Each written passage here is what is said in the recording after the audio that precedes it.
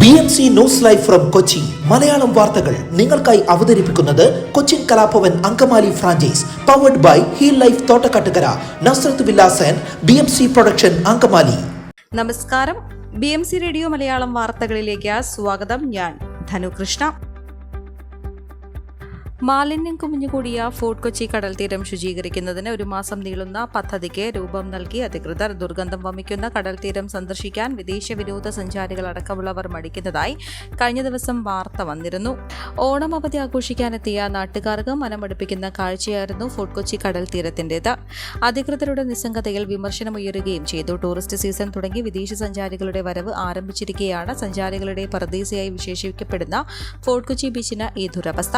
ഇതിനെതിരെ കൊച്ചിയിലെ വിവിധ സംഘടനകൾ പ്രതിഷേധ സമരങ്ങൾ തയ്യാറെടുത്തിരുന്നു. വിമർശനങ്ങളും പ്രതിഷേധവും ഉയർന്നതോടെയാണ് Kochi heritage zone conservation society, plan at earth, DTPC എന്നിവർ ചേർന്ന് 1 മാസം നീളുന്ന ബീച്ച് ശുചീകരണ പദ്ധതി ഒരുക്കിയത്. കോളേജ് വിദ്യാർത്ഥികൾ, NGOകൾ, യുവജന സംഘടനകൾ എന്നിവരുമായി ചേർന്നാണ് ശുചീകരണം. ബീച്ചിൽ അടിഞ്ഞുകൂടിയ പോള, പായൽ, പ്ലാസ്റ്റിക് കുപ്പിച്ചില്ലുകൾ, തെർമോകോൾ എന്നിവ നീക്കുന്നതിനും തരംതെറ്റിച്ച് ശാസ്ത്രീയമായി സംസ്കരിക്കുന്നതിനുമാണ് പദ്ധതി. ഇന്ന് തുടങ്ങി ഒക്ടോബർ 19 ശുചീകരണം പൂർത്തിയാക്കാനാണ് തീരുമാനം.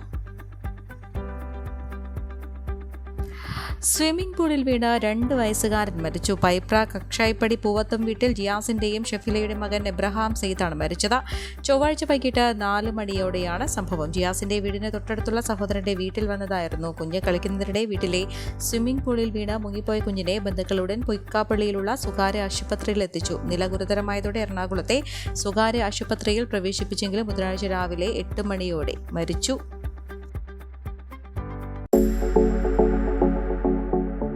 കോവിഡാനന്തര കാലഘട്ടത്തിൽ ജീവിതശൈലി രോഗങ്ങളുള്ളവർക്ക് സന്തുലിതമായ ആരോഗ്യ പരിപാലനത്തിന് ആലുവയ്ക്കടുത്ത് തോട്ടക്കാട്ടുകര ജംഗ്ഷനിൽ ഹീൽ ലൈഫ് തുറന്ന പ്രവർത്തനം ആരംഭിച്ചിരിക്കുന്നു.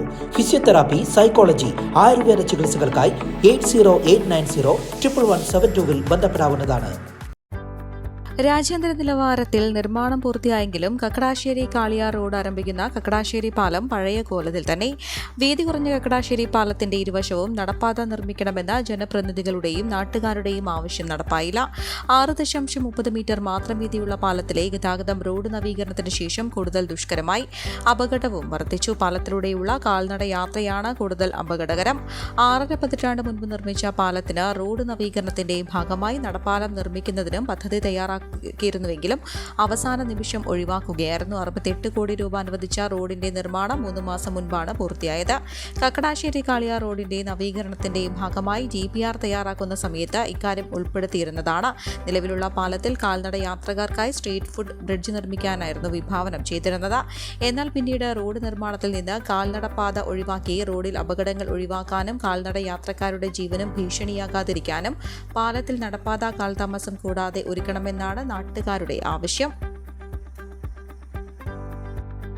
കുറുമശ്ശേരി കവലയിലെ ഗതാഗതക്കുരുക്ക് ജനങ്ങളെ വലയ്ക്കുന്നു. തീരെയിടുങ്ങിയ കവലയിൽ രാവിലെയും വൈകിട്ടും നടന്നു പോകാൻ പോലും കഴിയാത്ത അവസ്ഥയായി. അനധികൃത പാർക്കിംഗാണ് പലപ്പോഴും ഗതാഗതക്കുരുക്കിന് കാരണമാകുന്നത്.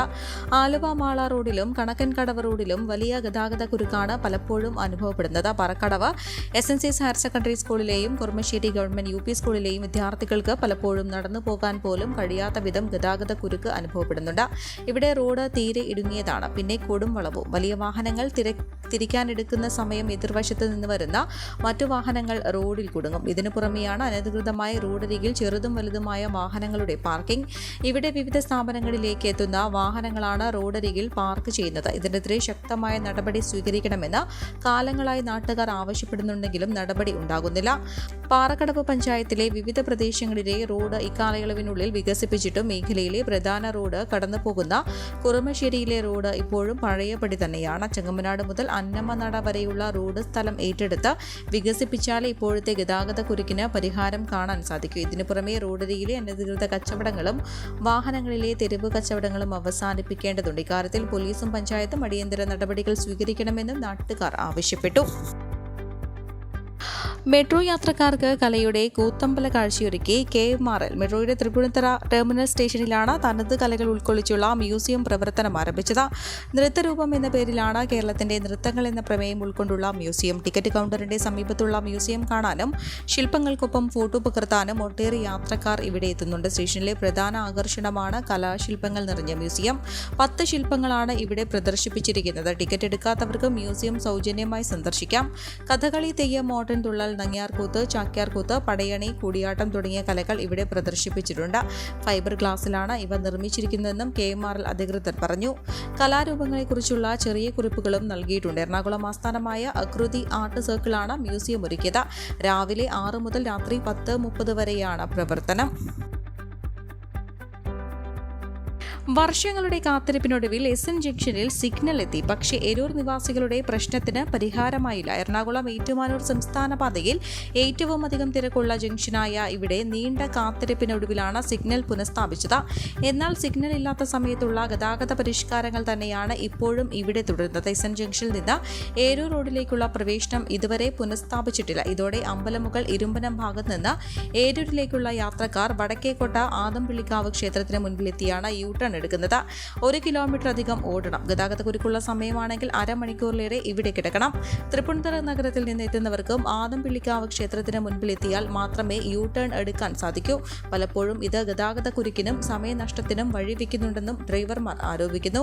നേരത്തെ ഉണ്ടായിരുന്നതുപോലെ SN ജംഗ്ഷനിൽ 4 വശത്തു നിന്നും എത്തുന്ന വാഹനങ്ങൾക്ക് തടസ്സമില്ലാതെ കടന്നുപോകാൻ സംവിധാനം ഏർപ്പെടുത്തണമെന്ന ആവശ്യവുമായി ട്രൂറ അധികൃതർക്ക് പരാതി നൽകിയിട്ടുണ്ട്. ഇല്ലെങ്കിൽ പ്രക്ഷോഭം ആരംഭിക്കുമെന്നും ട്രൂറ ഭാരവാഹികൾ പറഞ്ഞു. ഈ വാർത്തയോടുകൂടെ BMC റേഡിയോ മലയാളം വാർത്തകൾ സമാപിക്കുന്നു. നന്ദി, നമസ്കാരം.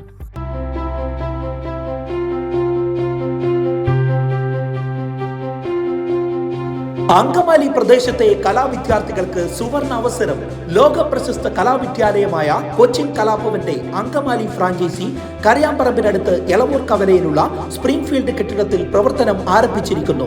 Classical dance, cinematic dance, Carnatic music, Zumba dance എന്നീ വിഷയങ്ങളിൽ പ്രഗത്ഭരായ അധ്യാപകർ ക്ലാസുകൾ നയിക്കുന്നു. കൂടുതൽ വിവരങ്ങൾക്ക് ബന്ധപ്പെടുക 9995208614.